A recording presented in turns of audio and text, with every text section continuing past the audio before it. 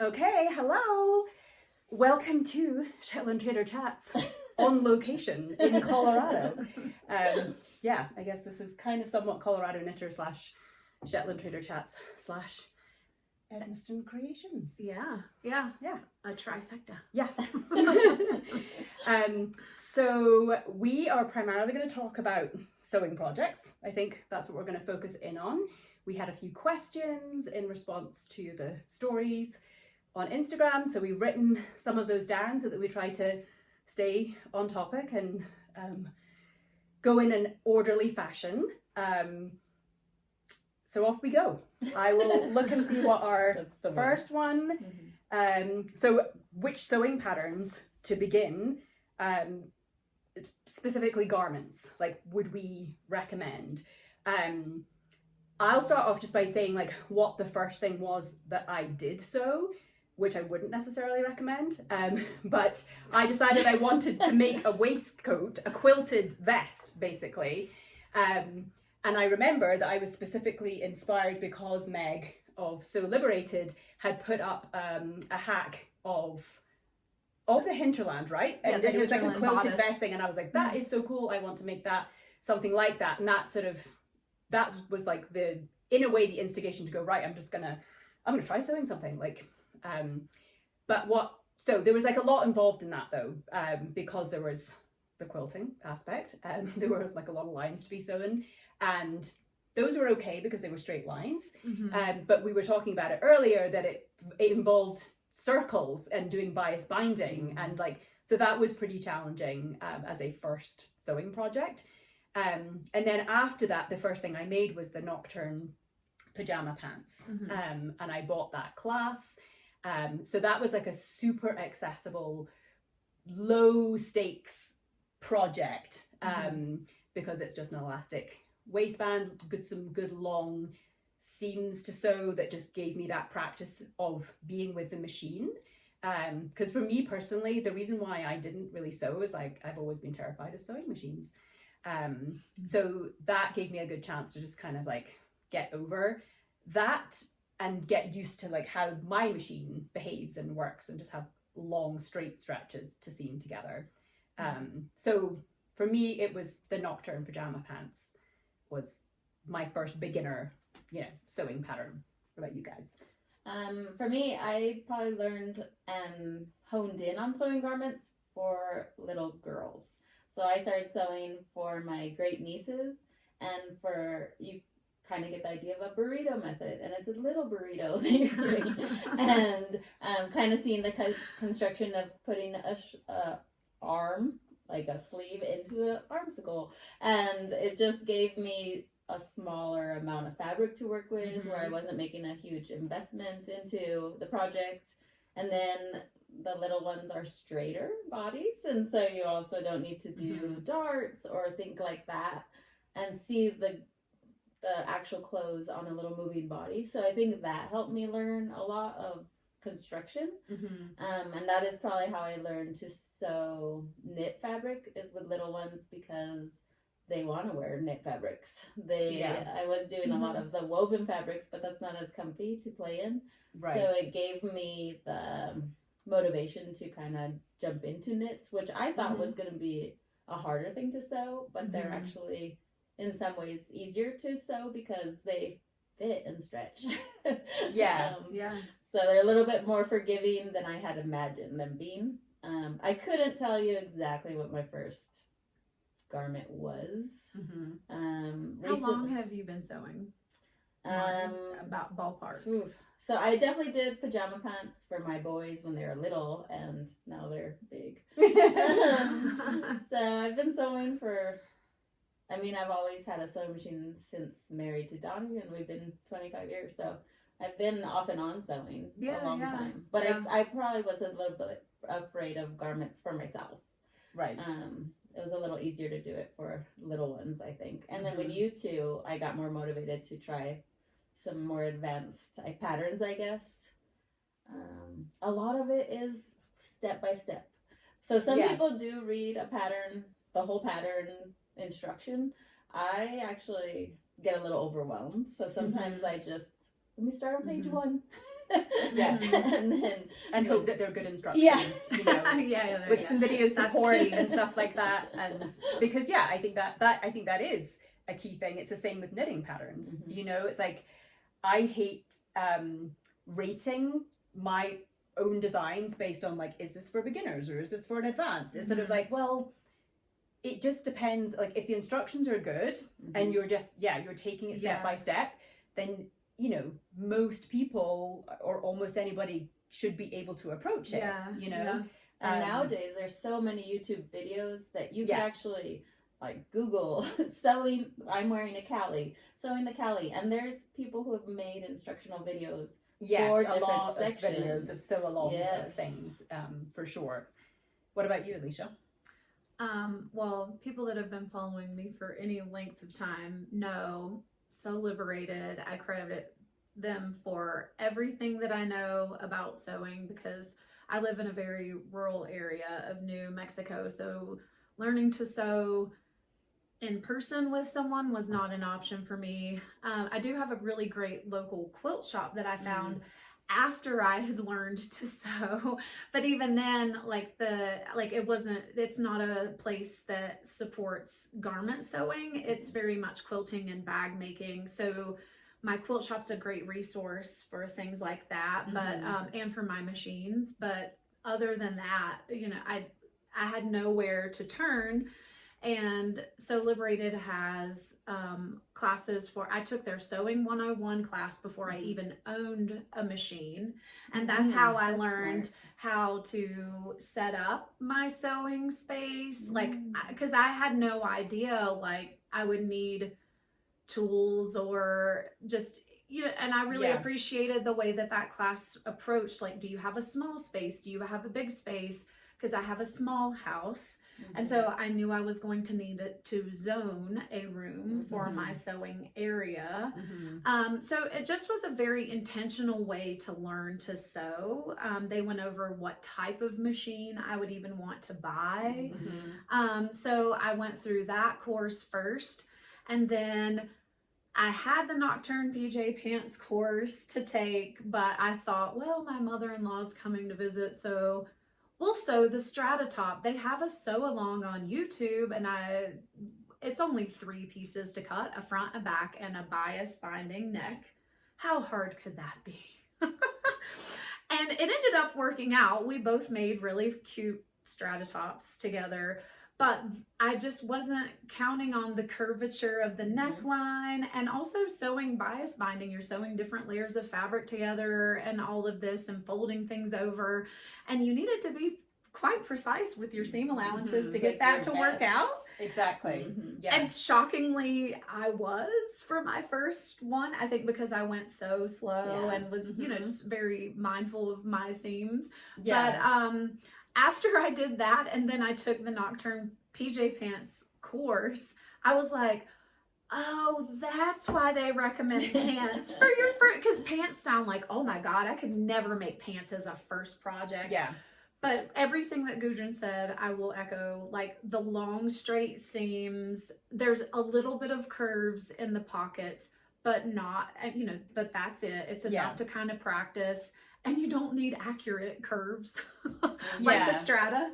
And so I did that one, and then I took the Fit and Sew Bodices course for the hinterland dress because I wanted to sew a hinterland dress to wear to my brother's wedding that spring. That's awesome. And so that was kind of my stair-step journey. But I mean, all of my foundational sewing skills I credit Sew Liberated and thank them 1,000 bajillion times over. Because all of their courses are really good, very detailed. And one of the things I really liked and appreciated as a beginner doing the Nocturne pajama pants was that the course has a beginner learning alongside the instructor.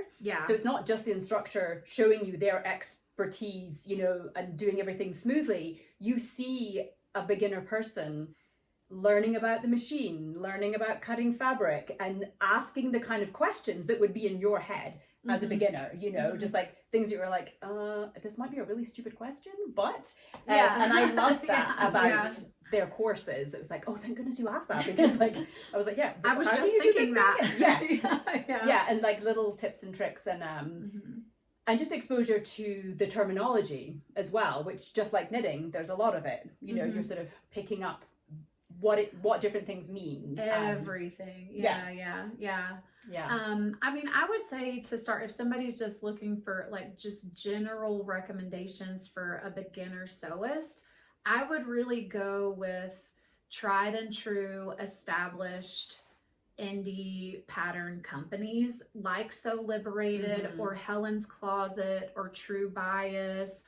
And they usually throw out any others off the top of your head. Well, because they have really good instructions. Yes. As a beginner, that's what you need, is really nice, clear instructions with great illustrations.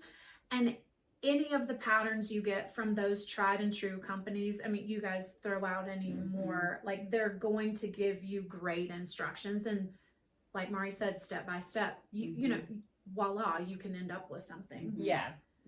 You also get yourself some friends who like have some experience in my case, and so that you can like text them, you know, in the middle of like, what is happening here? You know, oh my goodness, what does this mean? This knit fabric just keeps sucking down the hole, and then Alicia's like, here's a trick, a tip for you, and you're like, that just saved my life. And, so there's a lot of tips and tricks, and you know, for me, it's like this whole new community.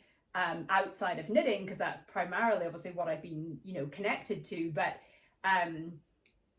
people are so helpful, you know, like you post about it, whatever, on your social media, something you're doing or you need help with, and people are there with all sorts of suggestions and advice and everything, which has been really helpful. And a sewing machine in Shetland. And I know, getting me a sewing machine in Shetland, I'm like, there you so go. relieved that I get that. Okay, question number 2. Choosing fabrics online, specifically for a beginner. Gosh, I don't know what I would say about that. Trying to think. I mean, it's hard not to like just be attracted to sort of like what you like aesthetically. Like I did buy expensive fabric right at the start. I was like, I'm not going to buy cheap stuff to practice on. Like I am just going to like go for it with nice stuff. But honestly, I love that though, because I know some people who have been sewing for years in my family. So I'm not going to name names, but in my family, and you know, they kind of like worry about using expensive fabric. And just recently, they finally started breaking into their expensive fabric, and they're like, gosh, this is great. You know, like I love the stuff that I'm making now and everything. And so, because if you're always using quilting cotton, and not to knock quilting cotton, I mean, it does end up making great garments for very specific patterns. But for certain patterns, you don't want to use quilting cotton. It's not going to turn out the way you really hope it'll feel. Right. And I do think there's that reward system, you know, even if it's not perfect, which obviously it won't be, you know. It won't be. No. You know, the first time you do it, there are going to be things that'll, you know, what stitches that are not, things that are not fully encased or whatever. Like in my case with the Nocturne pajama pants, the elastic part, you know, like I obviously wasn't super consistent with the width. So like when I put my elastic in, like it's totally like all twisted up or whatever. But I love the fabric so much too that like, you know, it was then it was a joy to wear. I was like, oh my goodness, I finished this project. It's not falling apart. And you know, and I like the quality of the fabric. I guess this is not really answering the question of like I do think, how to pick the fabrics. You know, that is tricky online. I do feel like I didn't realize this beforehand, but a lot of the websites now have like U fibers, which is I'm a frequent shopper. We all are. Yeah, we all love U fibers. And the nice part is sometimes they'll have linked like this fabric is good for. So it could have different pants that it's good for, or some ideas, and it will link you often to those patterns. Recently we stumbled upon Society Salt Lake Society. Yes. And they also, the same thing, they have their apparel fabric listings, and then a lot of recommended patterns that would be successful using that fabric. Yeah. Which kind of gives you a good idea, because say it links you to a denim pair of pants, and you're thinking of a denim pair of pants, even if it's a different pattern, you could still rely on that. Oh, that probably is a good weight for that project. Yeah. Yeah. And sometimes, you know, you won't get that pairing perfectly, you know, and that is also just, a kind of trial and error thing that then you know for next time. And also there's definitely like a ton of fabric that I have purchased thinking I'm going to make one thing with it, and then it sat there for a while and it decides to become something else, you know. Like your yarn stash. Like your yarn stash. Yeah, very exactly. much so. Obviously if you're in a fabric store, that's much easier to like actually handle and see the fabric. And then the other thing you were mentioning earlier when we were talking about this was contacting the fabric store. Like if you are unsure, like, will this work for this thing I have in mind? Then, you know, the old fashioned, you know, pick up the phone and ask them, because, you know, they're knowledgeable and they want to help, and, you know, they can give you some advice on that. Yeah. I mean, I know for me, basically, like, I have to buy all of my fabric online except for whenever I travel 3 hours to Santa Fe and I shop at Oster, Santa Fe. So I frequent either purchasing from Oster or U Fibers. Those are the two stores that I definitely buy the most fabric from. I do have another random here or there place that I buy from, but I mean, my tips as a beginner is just to try it. You don't know until you try. And the, you know, listings online aren't ever going to necessarily look the way they will look in person. You can order swatches. I personally have never done that because I'm too instant gratification for that. I'm already having to order online and wait for it. Like, I don't want to wait any longer than that. Like, I just, So I end up, you know, ordering what I think that I will like to use for something. But then once I have it in hand, my biggest piece of advice would be open to pivoting. You know, I mean, you may buy something with the intention of making a pair of pants, but then when you get your hands on it, you may be like, oh, this might be better as a shirt. Or maybe it is one, I put it in my stash and it decides to become something else, you know, just, and it's okay. Like, that's okay. So you just kind of have to try. And you'll find fabrics that you like, and then those will be ones that you'll return to, because if it's like a knit fabric, or you know you're going to make a bunch of t-shirts or whatever it is, then you'll return to that because you've used it. Same with yarn, you know, that you'll end up having favorites for things. So I guess it can be nerve-wracking to call, but, you know, as from one introvert to another, if there's any out there, it is so, you know, I summon up the courage, and every time I've called U Fibers, they're so helpful. And, you know, also the people at Oster. I do think that is good advice. They like helping, so. Or enabling. You know, you could call it helping or enabling. Probably more than. But, you know, that's what we all need, you know, when it comes to these things. I mean, absolutely.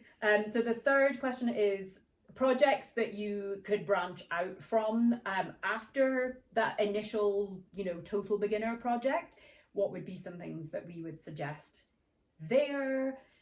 And again, like this, for me, this relates to that whole, like, level, like, knitting pattern. Is this a hard knit? Is this for intermediate knitters or advanced knitters? It's like my whole, like, goal really with getting into sewing was because I wanted to make jeans. So I didn't put off for very long that being like a project that I wanted to do. I mean, if anything, Alisha was like, you know, calm down, you know, like, and she did to make a wearable muslin. Yes, she did. We bought fabric, the same denim, railroad stripe denim, and I was like, I'm gonna make my first jeans with this amazing denim. And then she's like, you should probably make them in another denim first. You know? I was like, okay. So you don't mess up that pretty denim, railroad denim. She was right about that. But, you know, I hear so many people via, you know, when I share things on social media that I have made, and like, I don't know, have I made like 6 or 7 pairs of jeans now? Yeah, you've made quite a few. Yeah. Yeah. I mean, I made 2 Oxbows, 2 Faulkners, 2 short pants, 2 Helene jeans. So I've made 8 pairs of jeans now. Wow, that's awesome. And it's not even been a year of me sewing. But I hear a lot of people sort of going, oh, I've been sewing for years and like jeans scare me, or I've never tried jeans or whatever. And so for me, it was one of those things where like, well, yeah, of course it was daunting. And, you know, putting in a zipper, like, how the heck will that happen? You know, like, how does that work? But doing it step by step. And make, again, good patterns, good instructions, then you're just, you know, you're following along and doing that. And then you're going, oh my goodness, like, I put a zipper in, that's crazy. So not, and I'm not saying that like just dive straight into, you know, jeans or anything, but I think it depends what your motivation is for what you want to make, you know, like why you're choosing to sew. You know, I tend to wear pants a lot, so that was just like more attractive to me to learn than dresses or whatever. And earlier we were talking about some patterns that like are good in a way forgiving patterns, but they help kind of advance some skills. So one of them is a free pattern, and that's the Bloma tank, which we have all made several of.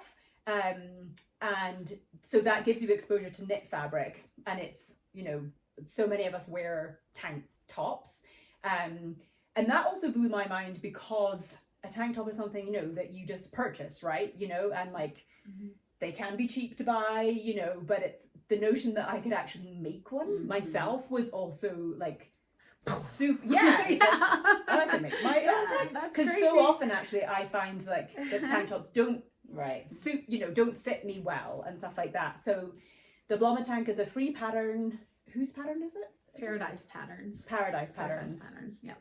And the nice thing that we all found about that pattern is that they give you like a little guide on different widths of zigzag stitch and where to use them, because for knit fabrics you tend to use like a stretch stitch or a zigzag stitch, you know, because of the knit fabric nature. And they just had good advice in there, guidelines for that. So if you haven't done like a knit fabric project and you want to, I think that could be a good pattern to go for.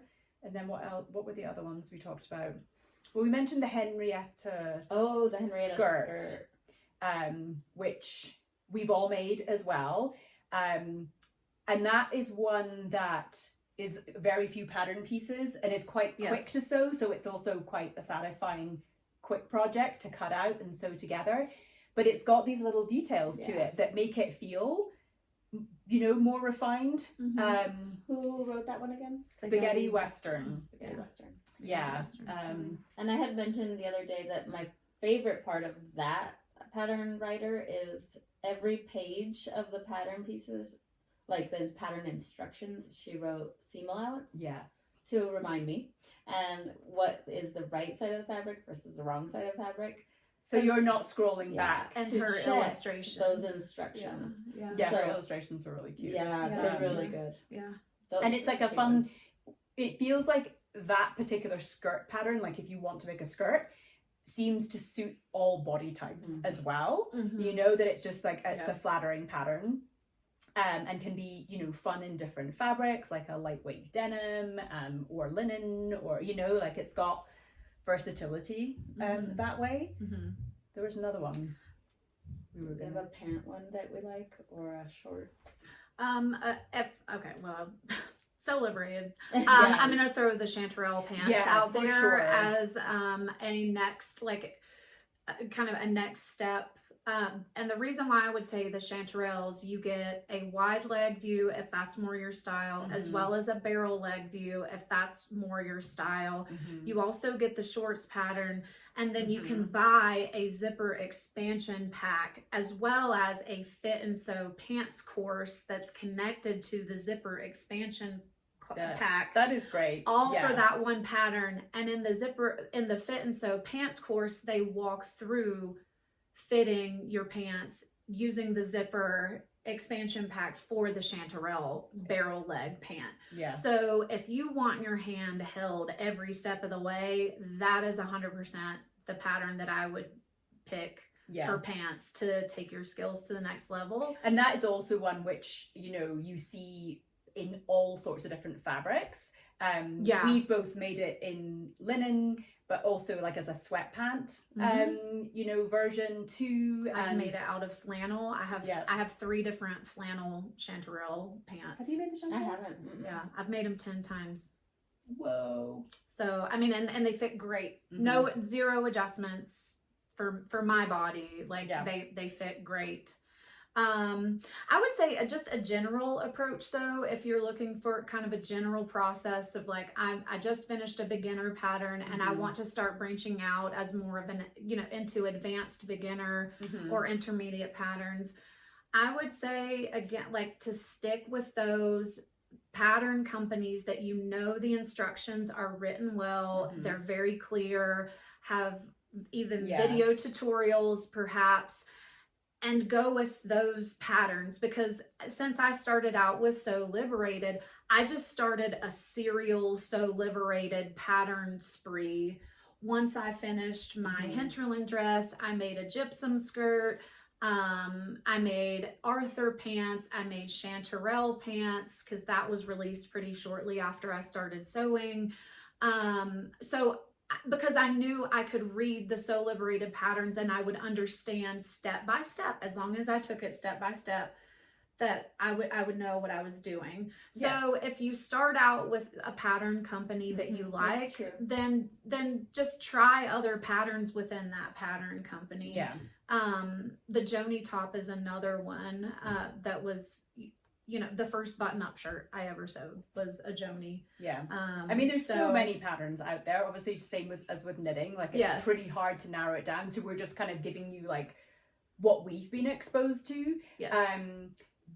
But I do think, you know, thinking about what it is that you want to get good at sewing, like, what is the type of thing that you want to be making or try next. And really, honestly, whatever it is, there's going to be a skill set in there that you're going to learn. Like you're going to be adding to your toolbox every time. Yeah, exactly. Every time. Even if you don't necessarily like the finished make, or maybe it doesn't fit the way you want it, there's still things you can learn from that experience, which is part of the process as a beginner. Like you are going to have some of those things which you think you might wear, and then you finish it and you're like, actually, this isn't for me. You know, I certainly think that's just going to happen. You know.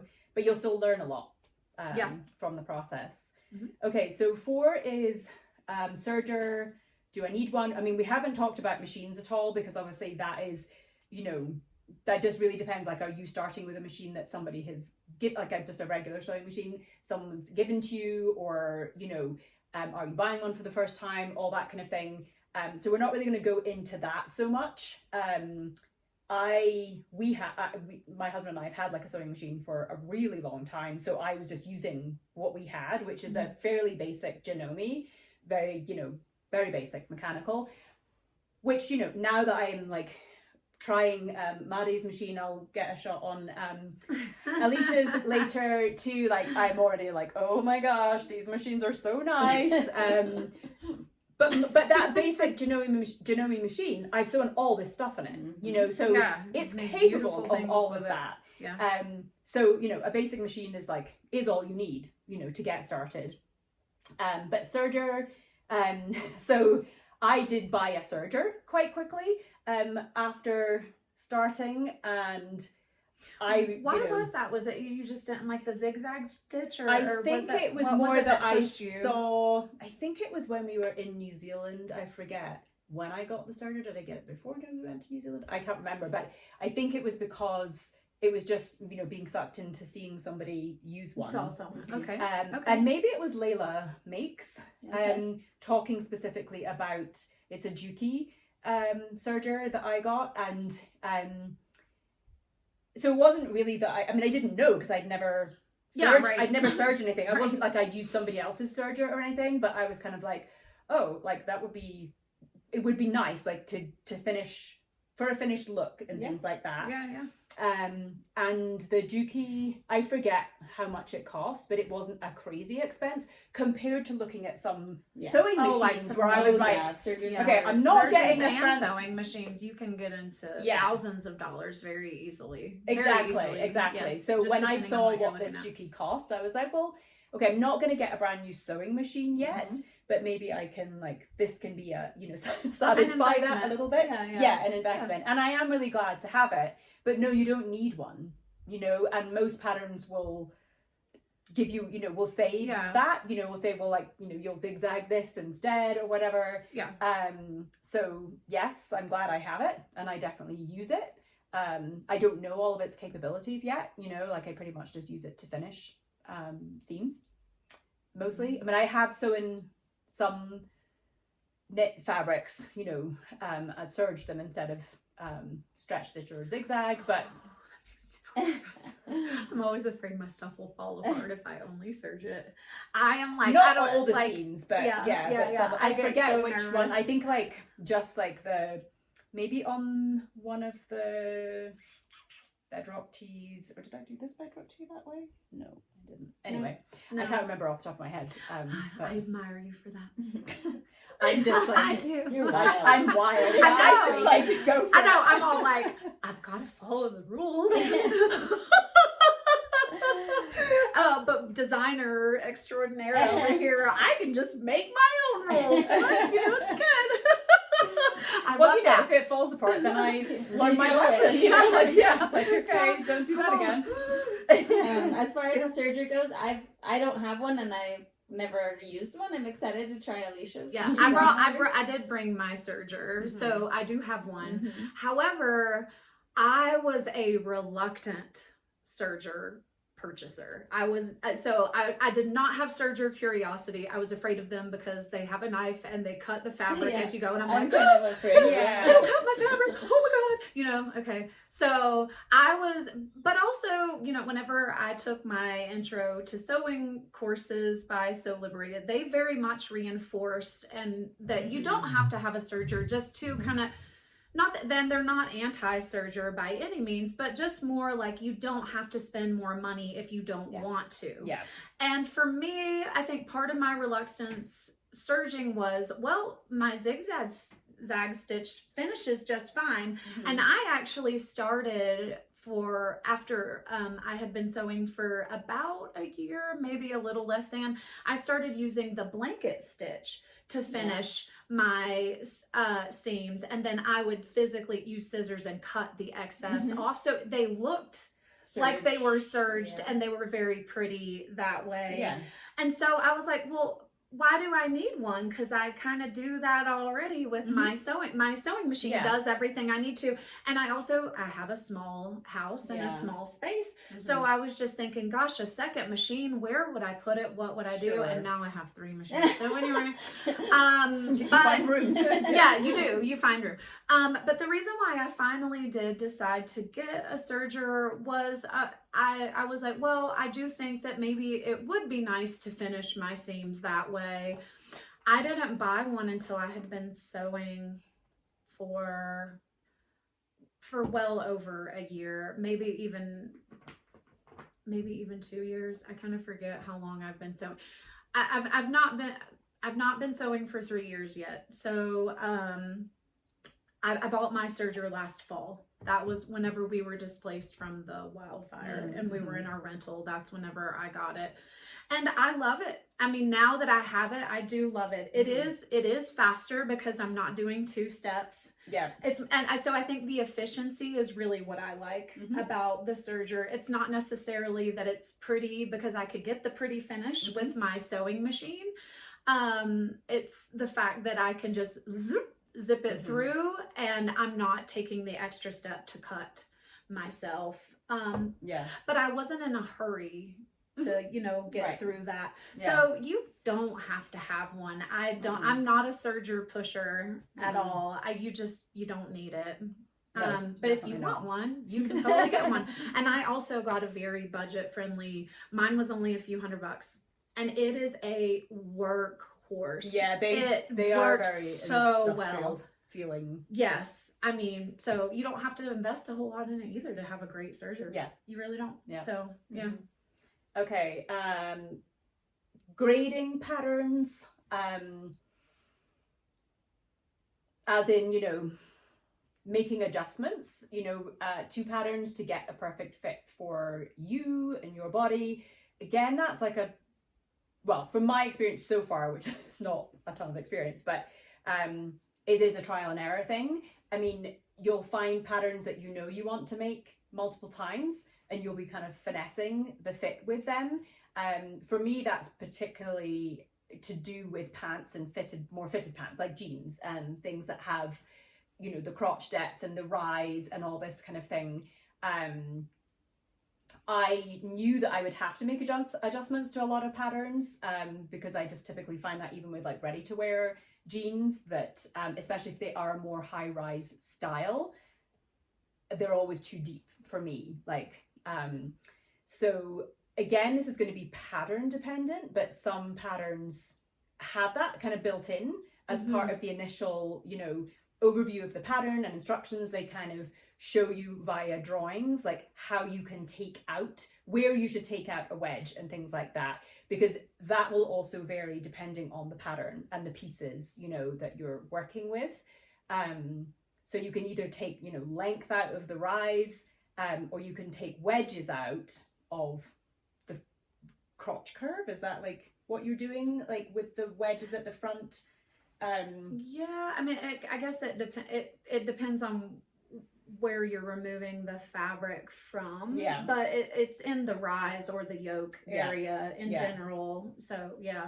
So yeah, it's going to depend on the style of the pant and stuff like that too, as to where those adjustments are getting made. And again, there are some great, you said So Liberated has a pants fitting the Fit and course. Sew Pants course. If you're looking to learn how to grade sizes specifically for pants or make pants adjustments, hands down, I recommend that course. It's worth the money. Several times over, to learn those skills in the manner they present them. But I'm gonna use the bedrock tee as an example. My mother-in-law was visiting this spring, and she and I were gonna sew bedrock tees together, and we did.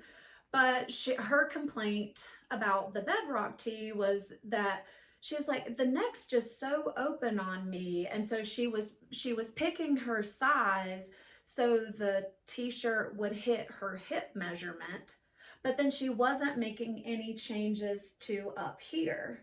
So it ended up, whenever she would sew her bedrock tee, it would look like an oversized, like man's kind of fit on her, because she was sewing like, I'm just going to throw a number out. I'm not going to share the size because I don't necessarily remember. We'll just say it was a size 8. She was just sewing at like a straight size 8. But what she needed to do was grade to like a 4 in the top and grade out, so basically, and what I did was I was like, what she just was like, oh man, I just don't like the way that this fits me. This happens every time. And I'm like, we're winning this situation. We're gonna figure out how to get this to fit you good. And so I pulled out, she pulled out the pattern pieces, and I'm like, no, okay, so you want it to fit closer. So we highlighted the size 4 for the top. And then I helped show her how to use the ruler to grade out to the size 8 at the bottom. And you think, well, it's a t-shirt, it's a simple pattern, it should just, you shouldn't have to do that. But if you're making your clothes, that's the whole point. You want it to fit exactly the way you want. And so we did those changes, and it fits the way that she had wanted. So, it's one of those things where I think sometimes we can be scared to take our measurements because we don't really want to know what size we are.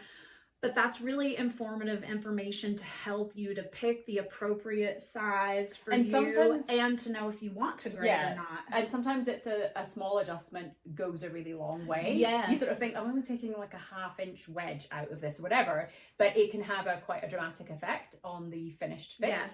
Yes. Another like common grading area would be between hips and waist in pants too. And that's like that's an easier one obviously than taking out wedges and things like that. That might feel a bit more challenging initially, because you kind of have to, with the wedges, you end up having to redraw often the crotch curve to sort of even it out, because you've changed, the angle of it a little bit. But grading the hips to the waist is often a change that, so many of us have to make. So you're looking at like the finished hip measurement and the finished waist measurement and your size, and you're trying to pick, and you're like, well, this one fits me in the hips, but this one fits me in the waist, and so kind of grading between that's those why is pretty taking your measurements to start, whether you're making a shirt or whether you're making pants, you can actually go into the chart and highlight, this is my measurement, and maybe it's in one size, and maybe my next measurement is one size up, maybe my next measurement is one size down, so you may have like a little bit of a scatter plot going, and again, but that can help inform you of where you're at. And if you do need to grade, because sometimes patterns will just tell you if you're between sizes, size up or size down, and you're pretty some okay patterns with will that. also explain that process. They'll actually show you like an example, like, oh, if you're like this, Helen's Closet, I think does that, and they do. Yeah, Helen's Helen's Closet, Closet they do that well. Really good patterns too. Okay. Where are we now? Yeah. Okay. Okay. Well, we'll go the matching the knits. Matching knits. Matching knitted projects with sewing projects. And then kind of chime in how you wouldn't have picked this color green for I mean, I guess I sort of was observing some things about color choice and things like that compared to maybe what I would choose to pick to knit with in terms of yarn and colors, that I have noticed with sewing and with fabric that I seem to have, at least in my context, feel like I have picked brighter or bolder pattern or colors in fabrics than I would knit wise. So like, I was with my knee up here. So these are my Helen Selvage jeans, which I've shared before, and there is the tomatillo green. Yeah. And like, I wouldn't pick that color to knit a sweater in, for me personally, but that it appeals to me for pants. And I also might not necessarily have bought a pair of pants in that color either. Like, I think it's interesting. I feel like, because you are gradually thinking about these additions to your wardrobe and kind of what things you have missing that you feel like you want, but also what things might go with knitted things you already have if you've been a knitter first and you're adding the sewing in. But that's not necessarily something I thought about a ton right at the start. I mean, I realized that I'm making a handmade wardrobe completely by introducing the sewing, and I love that aspect. And then the other thing that we were saying earlier is that just as with knitting and yarn, you get drawn to the colors that you're drawn to. So I recently posted a picture of all this fabric that I had decided was going to be different projects, and then I was like, well, you definitely have a palette, because it was blues, a lot of blues, and then a lot of rusty colors and stuff like that predominantly. I was like, well, and same with knitting. When people come in and they're picking colors, they tend to be picking colors that they're already wearing, and they're not doing it super consciously, but we're drawn to certain palettes, and that's fine too. And I think just as you get more and more into the journey or whatever, then you're going to start to curate more, you're going to think about it even more. Okay, I like this color, but do I already have, things in it that, Okay, so my iPhone storage got full again. So we're dropping back in again, and we were talking about pairing your knitted things with sewn things. So Alicia's gonna add to that. I would just I say my, like, a general process for pairing knits with things that I've sewn is typically I lead with my knit projects, and then I think about what I would like to sew to wear with the knitted thing, mainly because when I'm knitting a sweater, I'm working on it for several weeks at a time, so I have lots of time to think about how I would like to style that specific garment. That's just the kind of the process maker in me. But also I will say that once I have that initial styling in my head, there's usually multiple styles I think of until I settle on one. But then after I've made that knitted thing, gosh, I just wear it with everything. I throw all the rules of color theory out the window. I throw everything that I have learned about. You don't wear brown with black, and red doesn't go with pink, and things like you don't wear white after Labor Day or whatever, you know, all the rules that I learned about fashion growing up. If I like it together, I wear it. And there are some times that I will wear things I'm like, I don't even know if this really goes together, but I'm wearing it. I'm doing it. And I just wear it anyway. And then after I wear it for a day, I decide if, I do like this and I would wear it again, whether it goes together or not.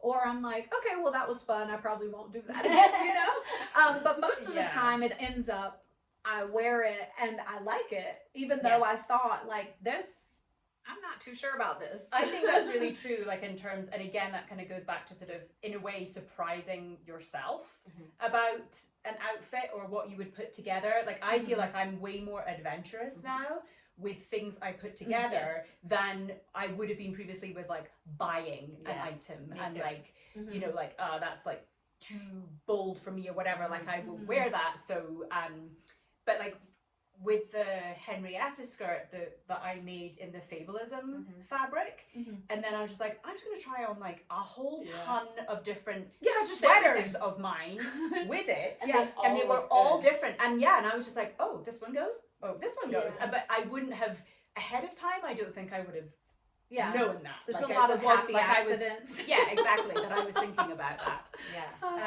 That goes back to what you were saying about a color palette. You do tend to have a color palette, and things are within your color palette that aren't going together. You're like, oh, I didn't realize this was in my color palette, but there you go. So just go for it. Okay, so we're gonna kind of like wrap up a little bit now. And we figured that we would talk about what we are here to sew together. So, you know, we decided this many months ago that we were going to gather here prior to me teaching at the Maker and Stitch retreat.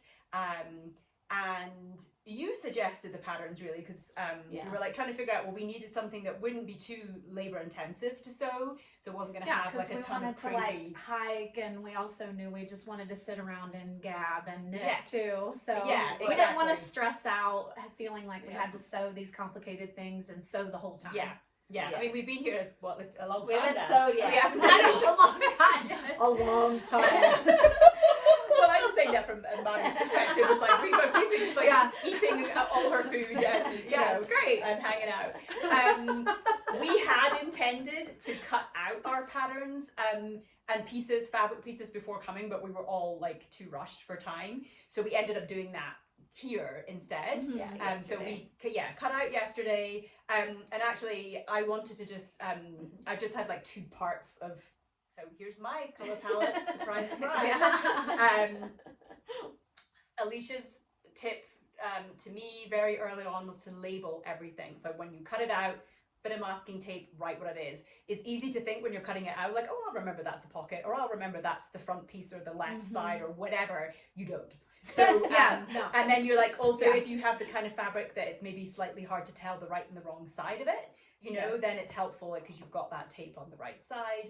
So that is a super handy trick. And that was actually a Sew Liberated tip that I stole from Meg.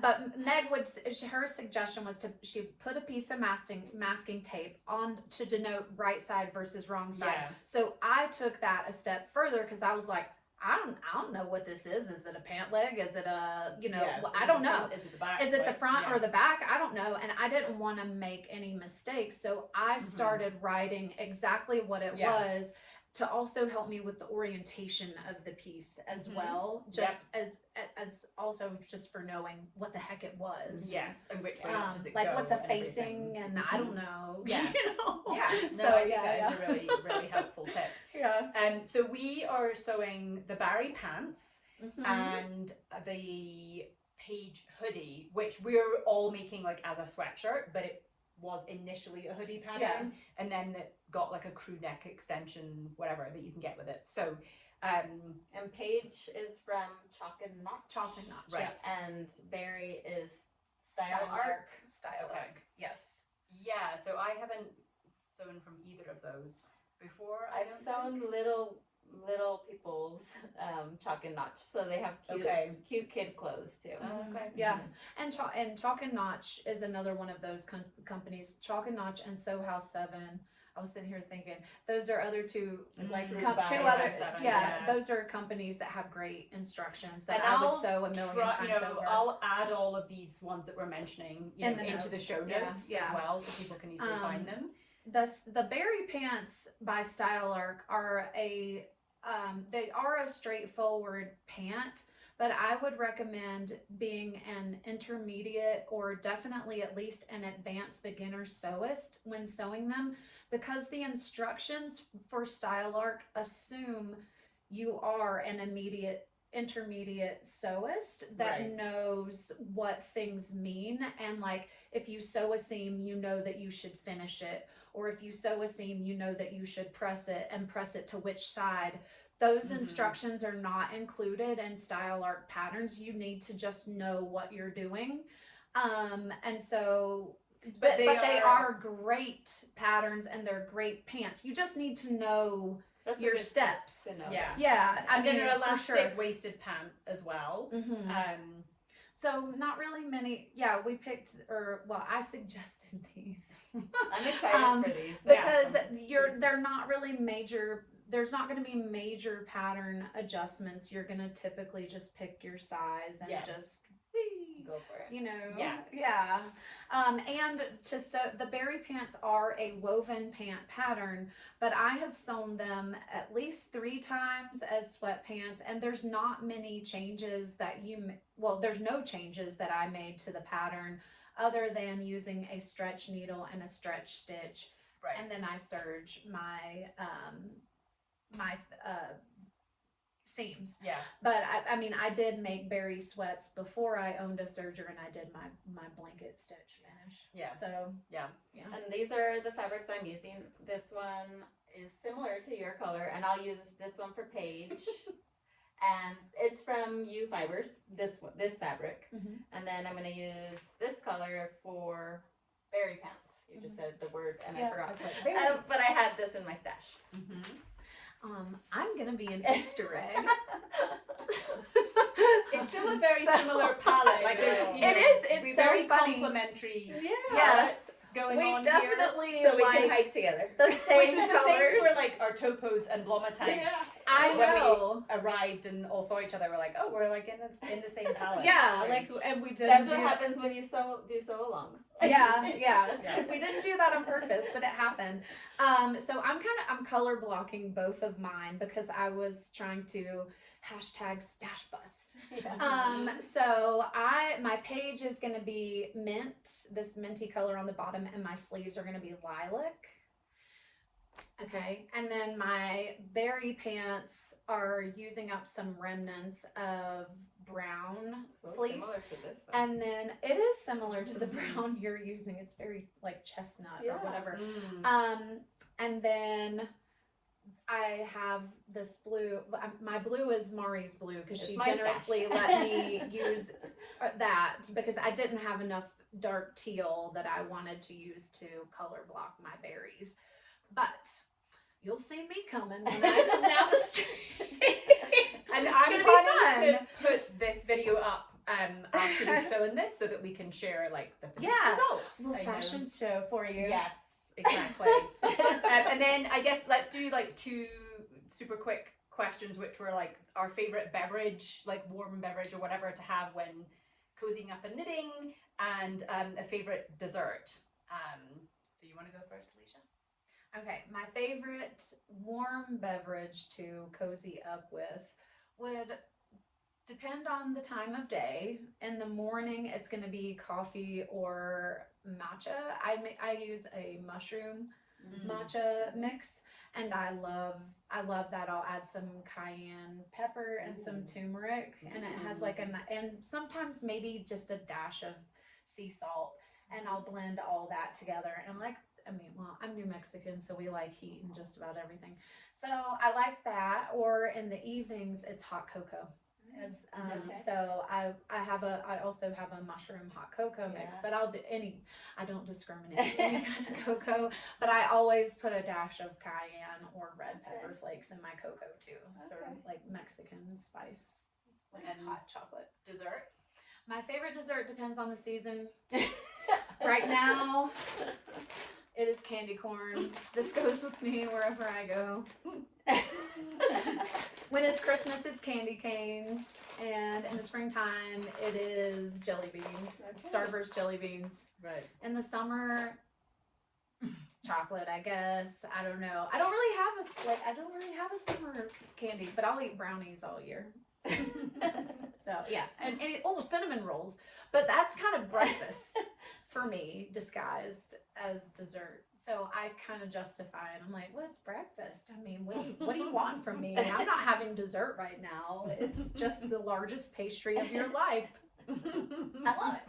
Yeah, Gudrun, like when we first got here and like we were gonna go get breakfast, Gudrun's like, well, anywhere we can get eggs or protein, I don't want to go somewhere with all the pastries. Yeah. Only pastries. That's exactly what you said, and I'm like, okay, well, I hope that this place we go that serves eggs has some pastries. And boy, did they have the biggest cinnamon roll you have. I mean, it was the size of Alicia's head, practically. Yeah, and I ate it all. And she did not share. No. She made it very clear. No sharing happens. No, and the waiter even brought it out with sharing plates, and I looked at him like he had 4 heads. Like, no, this is not getting shared. So those are my desserts. Okay. Mari, you want to go next? I love a really complicated drink. It's just black coffee.